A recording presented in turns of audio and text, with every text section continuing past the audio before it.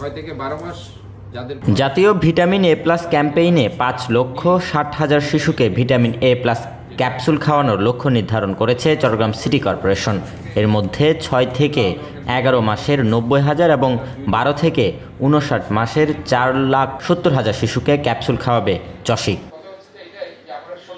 বৃহস্পতিবার নগরের টাইগার পাসে অবস্থিত চসিক কার্যালয়ে আয়োজিত সংবাদ সম্মেলনের পর চিকিৎসক ও গণমাধ্যম কর্মীদের সাথে মতবিনিময়কালে এসব তথ্য জানান Chittagong city mayor doctor Shahadat Hossain.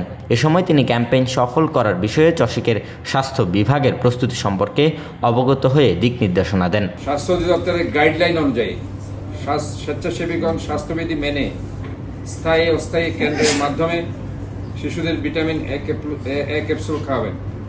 Campaign চলাকালীন সময় বিভিন্ন কেন্দ্রসমূহে ইপিআই কেন্দ্র, কমিউনিটি ক্লিনিকে, পরিবার কল্যাণ কেন্দ্র স্বাস্থ্যবিধি মেনে 2 হাত ভালোভাবে জীবাণুমুক্ত করে শিশুদের ভিটামিন এ ক্যাপসুল খাওয়াবেন। আগামী শনিবার চসিকের 7টি ইপিআই জোনের আওতায় 41 ওয়ার্ডে 1,321টি কেন্দ্রে সকাল 8টা থেকে বিকাল 4টা পর্যন্ত এই ক্যাম্পেইন চলবে।